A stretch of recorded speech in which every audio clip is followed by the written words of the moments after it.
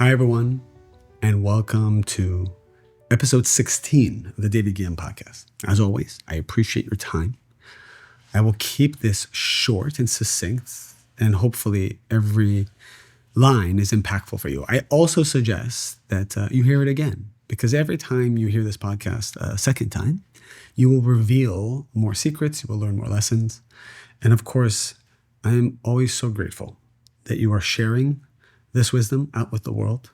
The podcast is growing so quickly. I think we already hit our first 200,000 views just within the first 5-6 weeks. And that's all because of you. Obviously, you know, I don't monetize my podcast. I don't do brand deals. I don't do advertisements. I fund everything myself to remove the burden and off of you, to remove the noise. I don't think you need the noise of sponsorships. I think we hear it all the time. And so I want you just to be able to get the energy, get the concepts, improve your life, and share it with others so that we can do the same for them. The energy of this week I'm taking from different ancient texts, different astrological themes, and obviously from my own personal experience with the work that I do in my own life. And I promise you, I'm not just teaching you and doing the opposite in my life. Everything I share with you is part of my daily practice. And the other thing many of you may not know, and I've shared this here and there, I have prior to, really till today, but I recently stopped. For the last 20 years, I've been privately coaching people from all around the world. And I did all of that for charity. It's probably close to 30,000 hours of personal one-on-one coaching. And through that, I have learned a tremendous amount. I have learned through my coaching, living vicariously through the lives of my students, my clients, and I glean from that. I draw from that as well when I share with you. What is the energy of this week? What's available to us? What can you connect to? I started to talk about this last week, and I wanted to kind of finish it. There are 3 types of people who can create miracles. And the Zohar, the ancient text of the Zohar that is meant for all of mankind, shared this 2,000 years ago. What are these 3 types of people? Well, first, it says that these 3 types of people engage in what are called 3 different types of prayer. Now, what is prayer? You've heard me talk about this. Prayer is a technology. It is not a religion. Prayer is a technology by which I can draw the energy I need to transform my vessel so that my vessel can become a vessel of miracles. Prayer is not me bribing God that he needs to change, or me bribing the universe, or me bribing my friend. I'm going to pray that my friend does what I want. I'm going to pray that this business deal goes through. I'm going to pray that this person is healed. Which I'm not saying that's a bad thing, to pray for someone's healing. But there's a higher level of prayer, which is not I pray to change everything around me, but it's I pray to expand the vibration of my vessel to hold the light of miracles that is already there, to hold the light of prosperity that is already there, to hold the light of my soulmate who is already revealed. Your soulmate is already created and revealed, waiting. In fact, they're just sitting there waiting for you, literally sitting and waiting. Or are they on an app? Are they at a restaurant? Are they at a party? Are they in another country? It doesn't matter where they are. They are waiting to be activated. They are waiting to be activated. Who activates them to come find you, to be attracted to you? It could be someone who knows you, who is not attracted to you at all. But the moment you build your vessel, expand your vessel, build your vessel to receive the light that is called soulmate, all of a sudden this person who was not attracted to you has a dream about you, wakes up feeling funny about you, can get you out of his or her mind, starts looking you up, and that's how it happens. What happened? He just woke up liking you when the day before he didn't? She just woke up seeing you differently when the day before she thought you were obnoxious because of the work you have done to expand your vessel. And the most powerful way to expand our vessel is prayer. What is prayer? I pray and I ask the Creator to help me change. Help me remove my doubts. Help me remove my fears. Help me remove my insecurities. You see some insecurity come up? Pray to the Creator that you change. Not pray to the Creator that this person who's making you insecure will stop. We're so busy praying to kill the messenger. I pray that my husband becomes a better husband. I pray that my wife will stop not acknowledging me. I pray that my boss will realize how important I am. I pray that this deal will go through. I pray that they will accept this offer on this house that I have made because I feel it's my home. I pray that this plane takes off on time.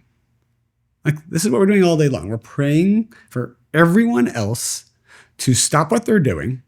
We're praying to God and telling him, hey, listen, I think you got it all wrong. The timing is wrong. The people are wrong. Why? Because I'm very uncomfortable right now. And I want you to fit inside my tiny little vessel that I do not want to expand or change right now. Sounds ridiculous. So prayer is the most powerful way to expand. Now, what are the 3 types of people and the 3 types of prayer? Zohar says there are 3 people who, when they pray, their words, their voices penetrate the upper worlds. And these words are so powerful to expand your vessel in order to let the light in.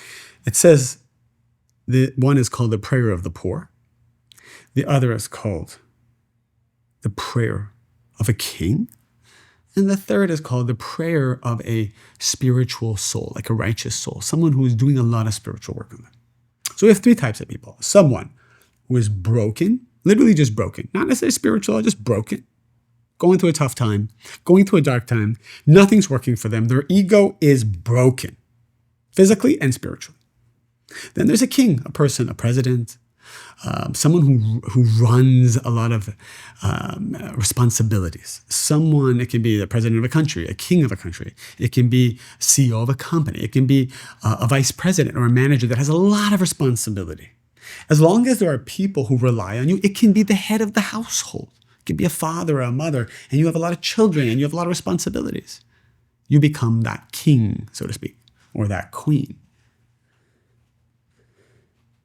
And the third is a person who's just doing a lot of spiritual work. Break all the things we talk about. Breaking through your fears. Taking responsibility for everything. Transforming blame to personal transformation. Stopping reactive behavior, which we talk about in Kabbalah 1. Stop reactive behavior. Transforming the need for instant gratification. There's so many things. We've learned so many things in Kabbalah. And this is a righteous spiritual person. So whose prayer do you think is most powerful? Why does the king have a special access to the light? Because any king, it can even be a negative king, regardless of what you think of politics, regardless of what you think of your president, for whatever reason, the Creator has allowed this person to be in a position of power, which also means that the Creator will give a unique amount of energy, wisdom, creativity, foresight, and vision to that president because he or she is responsible for hundreds of millions of souls. And so you are given access to more light for those souls. Now, if the king or the president takes that light and abuses it, it's very destructive and negative. And when the souls underneath do not receive this energy and this light, there's obviously a revolt. And then there's a coup, and that's actually a spiritual reason why that happens. If all 3 pray at the same time, it says that the prayer of the poor is the most powerful one and will be heard first. The prayer of the poor is the one, not even the prayer of the spiritual person. So imagine the most spiritual person in the world. Imagine a spiritual leader. Imagine like a Jesus coming back, or a Moses coming back, or a Muhammad coming back, or Abraham coming back, right? I mean, we all might have different opinions about who are they and are they spiritual leaders, but imagine like souls, big souls coming back. They could perform miracles, right? They could speak to the world and change physicality. Yes, they could. But their words, their power of prayer would be second in line to that of a poor, broken person. Now, who is a poor, broken person? It is a person who has done everything in their power to heal, to be successful, to be spiritual. You have done everything in your power to break through, and it still doesn't work. And you feel like a loser. You feel dark. You feel rejected. You feel like nothing is going your way. You feel like, and maybe you have everything going your way, but you feel the opposite. You just don't feel the light. Your heart is broken. This is a very powerful place to be. This is actually the most powerful vessel to have. At this state, when your ego is completely broken, you can ask for anything. But here's the problem. When we reach this very powerful place, the negative side also knows the power of this vessel. And so the negative side attacks you fiercely to draw you 1 degree lower into what's called sadness. But when you enter sadness, who is the sister of victim consciousness, who is the sister of laziness, right? So these are the 3 things: being a victim, being sad, being lazy, is so close to being broken. But being broken and happy, broken and resilient is the most powerful vessel. Being broken and sad, broken and a victim, broken and lazy is the most destructive vessel. Think about the people that we love being around. People whose egos have been broken, but they are happy and fighting. We celebrate them. We love them. We cherish them. We want to donate to them. We create GoFundMe pages for them. We call in and check in on them and see how they're doing. If they need something, we give it to them. We write movies and books about these people. These are the people who win Oscars. No, I don't know a hero or a protagonist in a movie who basically had everything go wrong and then decided to be a victim, blame everybody else, be sad, lazy, and just sleep all day. Are we giving that person an Oscar? Are you crying at the end of this movie? You're so depressed. You're like, why did I even watch this? Where's the happy ending? Worst movie of the year. However, this person goes through chaos, turmoil, trouble. Everything goes against them. And they wake up and they say, you know what? I am sad. I am frustrated. I am angry. I was hurt. It is not fair, but I'm going to be happy on demand. I'm going to choose to have certainty. I'm going to choose to be a giver. Someone needs something, I don't want to give it to them. All I want to do is mope and be into myself and eat and escape and go to my addictions. But I'm not. I'm going to move forward every day. I'm going to create a structure, even if I don't feel like it. Even if I don't feel like it, I'm going to give. I'm going to go to the gym. I'm going to be spiritual. I'm going to listen to this damn podcast. I am going to be consistent about my spirituality. But I don't feel it. It doesn't matter. These are the people, 100% of the time, not only do they become successful, they become number 1. But number 2, we give Oscars to these people. These are the movies. These are the movies that touch our heart. Why? Because we see the whole journey of a broken vessel praying. Praying is not just words, by the way. Praying is moving. Prayer is certainty. Prayer is showing through your thoughts, words, and actions that you want to be different and you're not blaming everybody else. That's prayer. Of course, when we talk about prayer, we're talking about using your words as well. Talk out loud to the Creator. Ask for the strength to move forward another day. Ask for wisdom. Ask for certainty. Ask for clarity. You can ask for whatever you want. But try not to ask for everybody else to change, because then you're going to be stuck in a loop. Even if the whole world changed, the world will just pass by you because you don't have the vessel to receive their change. By the way, if you pray for your husband to change enough, he'll change, he'll become great, and then he'll leave you. Why?